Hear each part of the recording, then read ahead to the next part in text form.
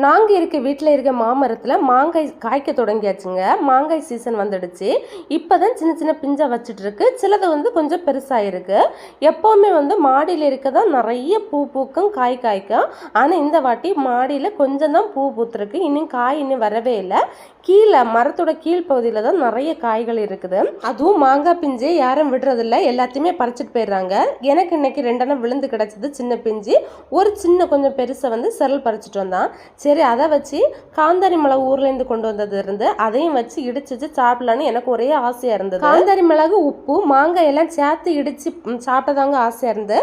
ஆனால் அதுக்கேற்ற கல் எதுவுமே எனக்கு கிடைக்கல. அதனால மாங்காயை நான் சின்ன சின்னதாக கட் பண்ணி எடுத்துட்டு காந்தாரி மிளகும் உப்பையும் எடுத்து அந்த சின்ன உருளை போட்டு இடிச்சு எடுத்துக்கிட்டேன். பச்சை மிளகோட நான் மாங்காய் இடிச்சு சாப்பிட்ருக்கேன். ஆனால் காந்தாரி மிளகோட மாங்காய் இடிச்சு சாப்பிட்டதில்ல. நம்ம ஊறுகாய்க்கெல்லாம் உப்புல ஊற போடும்போது அந்த காந்தாரி மிளகு முழுசா போடுவோம். ஆனால் அதை இடிச்சு நம்ம போடும்போது அதில் மொத்த காரமா அதுல மிக்ஸ் ஆயிருக்குது. கொஞ்சம் மிளகு எடுத்து சதைச்சு தாங்க மாங்காய் கூட போட்ட மாதிரி இருந்து. ஆனா அவ்வளவு காரம். ஃபர்ஸ்ட் 1-2 பீஸ் சாப்பிடும் போது அவ்வளவா தெரியல. ஆனா போக போக பாத்தீங்கன்னா இந்த காந்தாரி மிளகோட காட்டம் அதிகமா இருந்தது. காந்தாரி மிளகா அதிகமா சாப்பிட்டா நம்ம வயரெல்லாம் நல்லா எரியும்.